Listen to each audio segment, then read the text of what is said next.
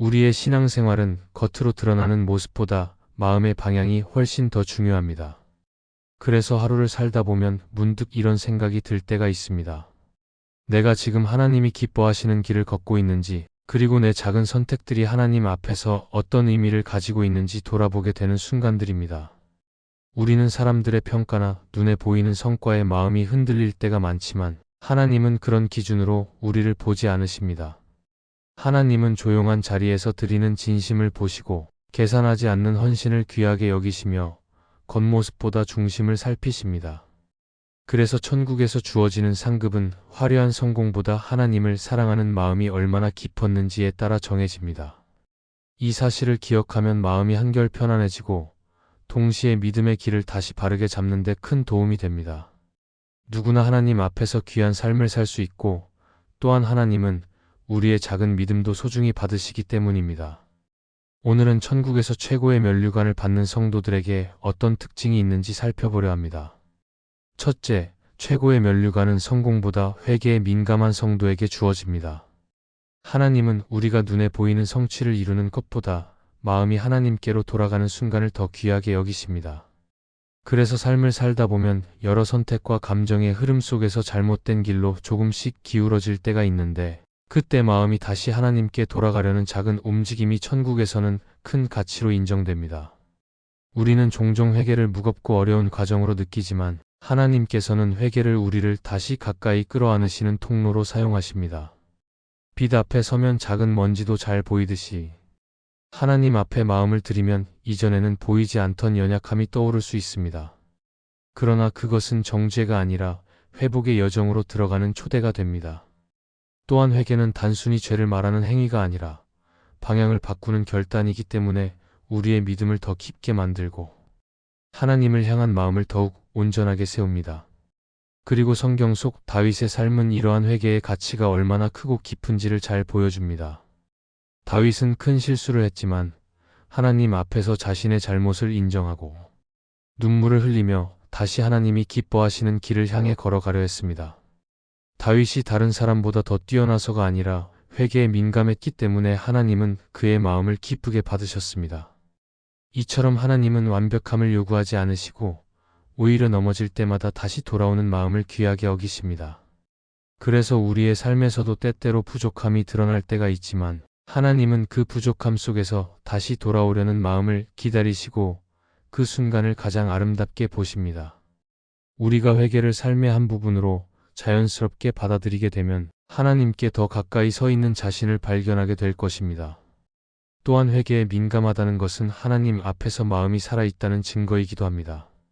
마음이 굳어지면 죄를 죄로 느끼지 못하고 잘못을 고치려는 마음도 사라지기 때문입니다.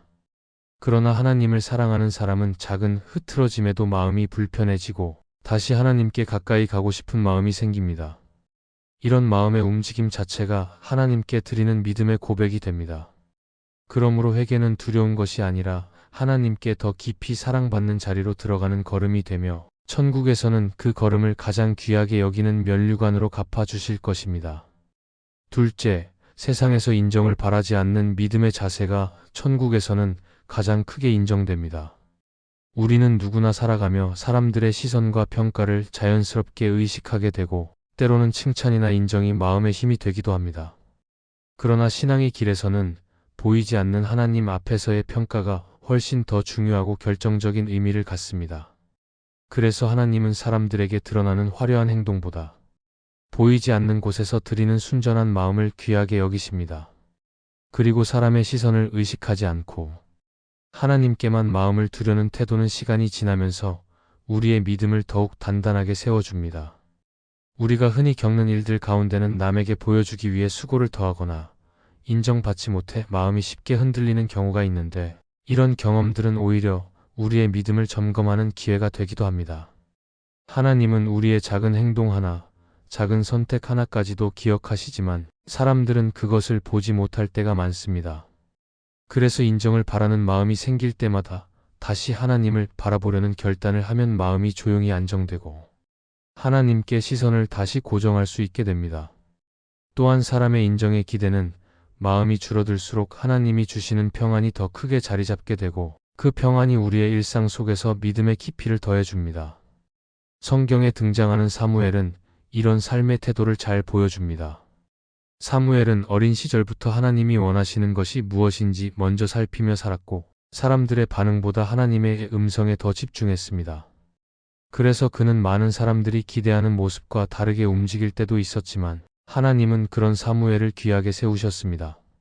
사무엘의 삶은 우리에게 사람보다 하나님을 먼저 바라보는 마음이 얼마나 가치 있는지를 알려줍니다. 그리고 사람의 인정에서 자유로워지면 하나님께서 주시는 참된 기쁨이 생겨나기 때문에 우리의 마음이 더 가볍고 편안해집니다. 세상에서의 인정은 잠시 머물다 사라질 수 있지만 하나님이 주시는 인정은 영원한 것이며 우리의 삶을 깊이 있게 변화시킵니다. 그래서 하나님께서는 겉으로 드러나는 수고보다 조용한 헌신과 진실한 순종을 더 귀하게 여기시고 그런 삶을 사는 사람에게 천국의 큰 면류관을 준비해 놓으셨습니다. 따라서 우리가 사람의 시선에서 벗어나 하나님께 집중하는 순간 마음이 자유로워지고 믿음이 더욱 깊어질 것입니다. 그리고 그런 마음의 길을 걸어가는 성도는 하나님께서 가장 크게 인정해 주시는 면류관을 받게 될 것입니다. 셋째, 하나님께 드린 헌신을 계산하지 않을 때 면류관이 주어집니다. 우리는 살아가면서 자연스럽게 수고의 크기와 결과를 비교하려는 마음이 생기고 때로는 내가 얼마나 헌신했는지 스스로 헤아려 보게 될 때가 있습니다. 그러나 믿음의 길에서는 계산이 깊어질수록 기쁨이 줄어들고 계산을 내려놓을수록 마음이 더 자유로워집니다. 하나님은 우리가 드린 헌신의 양보다는 그 안에 담긴 마음의 진실을 보시기 때문에 작은 헌신 하나라도 기쁨으로 드릴 때 더 깊은 의미가 만들어집니다. 그래서 하나님께 드린 헌신을 계산하지 않으려는 마음은 우리의 믿음을 더 따뜻하게 만들고 하나님이 기뻐하시는 아름다운 열매를 맺게 합니다. 우리가 성경에서 볼 수 있는 한 인물은 마리아입니다. 마리아는 예수님의 발 앞에 향유를 부으면서 그 어떤 계산도 하지 않았습니다. 그는 다른 사람들의 시선이나 평가보다 예수님께 드리고 싶은 마음이 앞섰고 그래서 자신의 가장 소중한 것을 기꺼이 내어놓았습니다. 그 당시 사람들은 그 행동이 낭비라며 비난했지만 예수님은 그 마음의 진심을 귀하게 여기셨습니다. 마리아의 헌신은 사람들 눈에는 과해 보였지만 하나님 앞에서는 가장 순전한 사랑이 담긴 행동으로 인정되었습니다. 이 모습은 우리에게 헌신의 기준이 사람에게 있는 것이 아니라 하나님께 있다는 사실을 자연스럽게 보여줍니다. 그리고 헌신을 계산하지 않는 태도는 우리의 마음을 더 넓고 깊게 변화시키기 때문에 작은 일에서도 감사와 기쁨이 생겨납니다. 우리가 하는 일이 누구에게도 크게 보이지 않을 수 있지만 하나님은 그 수고를 소중히 여기시고 기억하십니다. 또한 계산하지 않는 헌신은 시간이 지나면서 우리를 더 성숙하게 만들고 하나님과의 관계를 더 친밀하게 이어줍니다.